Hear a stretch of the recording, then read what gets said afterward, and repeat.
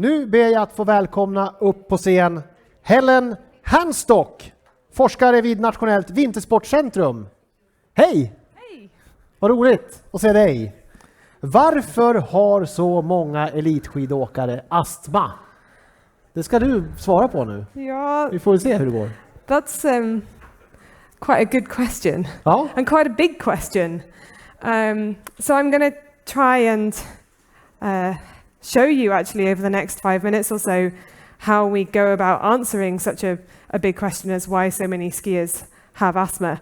I'm not sure I have all the answers, but I can try and break it down into how we do research in this kind of topic and this question. So as you might be able to hear, my name is Helen Hanstock. I'm a researcher at the Swedish Wintersports Research Centre. I'm from the UK. And this is our idea of a winter sport. Cross-country running. Sometimes in the mud, sometimes in the snow, sometimes on frosty, frozen ground, usually in a vest and shorts. I don't quite understand. But I used to do this when I was a kid. And I wasn't very good.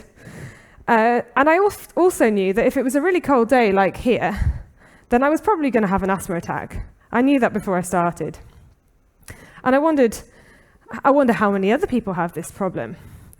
Fast forward a few years, I was studying physiology at university, and I did a research project on this in my final year.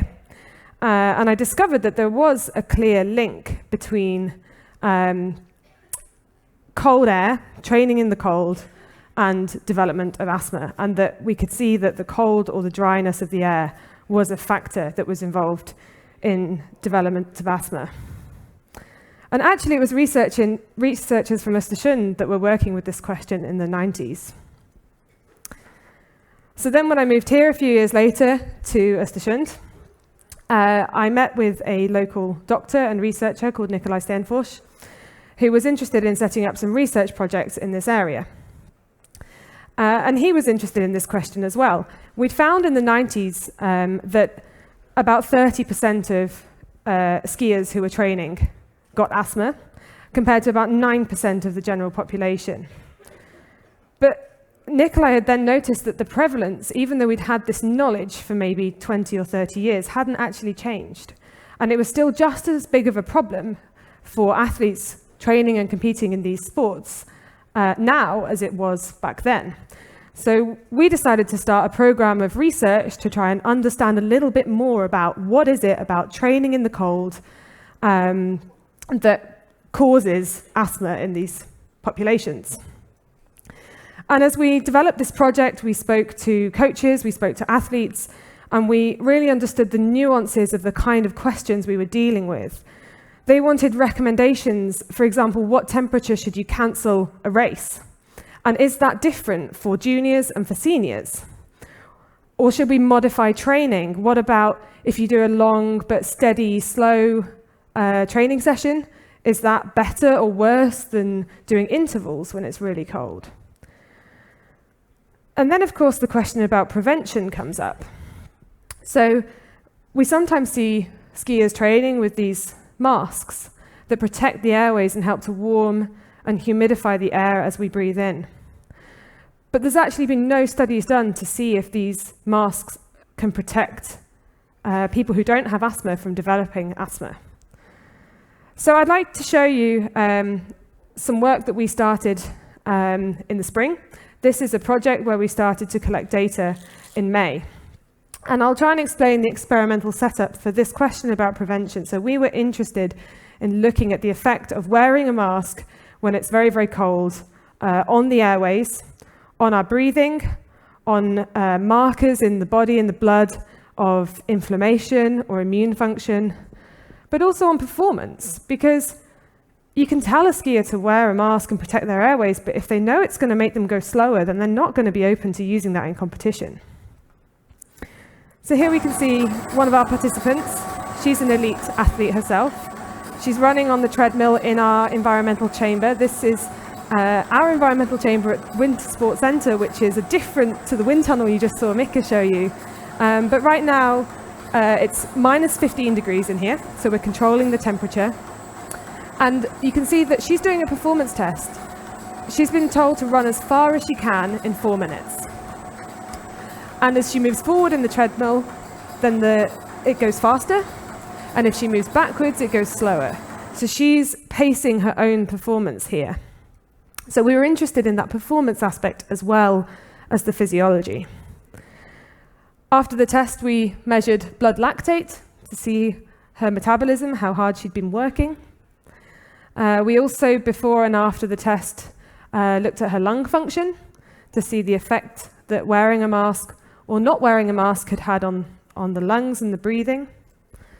And we also took some blood samples to look at markers of the immune system to see if there were any inflammatory responses that came up when she ran without a mask in the cold compared to when she ran with the mask, to see if we can see any differences.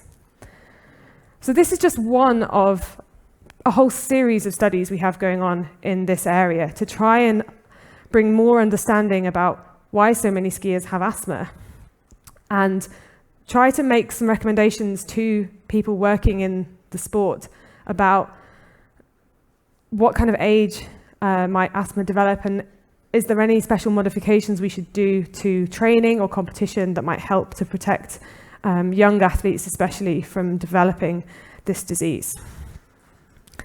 So relatively short, but I just want to say thank you. There's a few of these people on the list who were involved in the study in the room tonight, so thanks to everyone who was involved. It's a big team effort to do these sorts of studies, and this was just the study we did in May. And we can see there's a few different collaborators involved too, both sports tech, who Mika was representing, Umeå Universitet, the region, doctors and nurses from the hospital in Östersund, and we were given the masks as well by Airtrim, a Swedish company. So, men du nämnde där att ni hade undersökt det här också med juniorer och seniorer och när man ska hoppa över en tävling i form av då sina astmabesvär, eller? Yeah, we haven't actually done any research on juniors yet, but one of the things we see is that juniors develop asthma. If you're going to get asthma as a cross-country skier, it's most likely to happen around the age of 11 to 14. And that's a little bit later than people who have normal asthma develop asthma. So it's around the age where you start maybe training a little bit harder in your sport.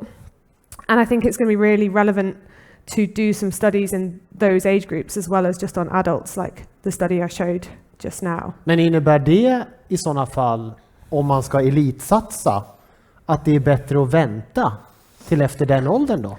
Exactly. För att undvika att astman utvecklas? Yeah, I don't know whether it would make a difference. I don't know if you train less hard in the first few years of your teenage years, whether you'd avoid asthma or whether it would just come later. That's something we don't have an answer to, but it's for sure an interesting question.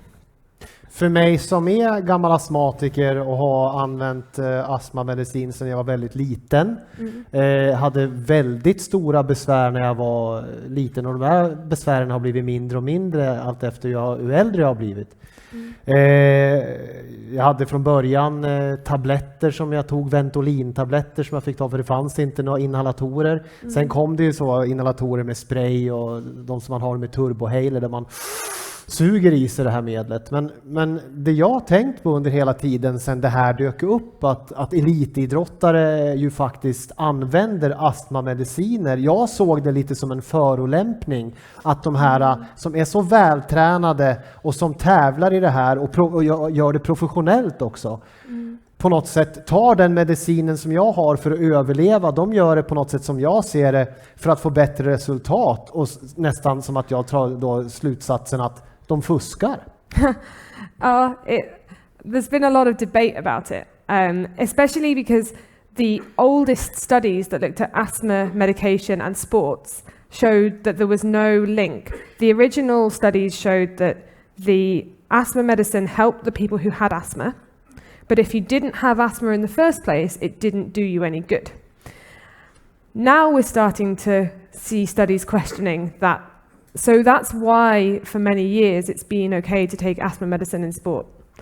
But there are more and more studies coming out on this now that suggest that it's a really fine line, because you want to allow the people who need it to take the medicine, but It's also quite a grey area with asthma diagnosis, especially with athletes, and it's very hard to know where to draw the line. And it's not really a field that I've been involved with personally, but there's for sure different sides of the argument from the athletes that have asthma, from the athletes who may have asthma, and from the doctors.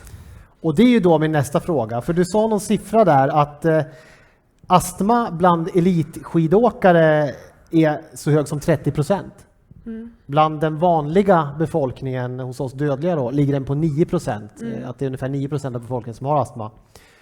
Då undrar jag, hur många procent bland elitskidåkarna är det som säger att de har astma? Well, it goes back to the answer to the last question, which is it really depends what test you use. So with asthma, often symptoms don't necessarily mean asthma. And there are a few different diagnoses that it could be other than asthma. So if you go to the doctor and you say, oh, well, I'm coughing after exercise, if that's the only test, then there's really no clear indication of whether that is asthma or not. If you go into the lab, if you do a lung function test like we can see in the picture here, then you get slightly clearer results. But there are about 5 or 6 different methods you could use to diagnose. So this number, I think, was self-reported. This was people who said they have asthma. And whether it's actually that number when you do the same test on everyone, we don't know. Det låter ju som att ja, det där är ju lite svårt förstås.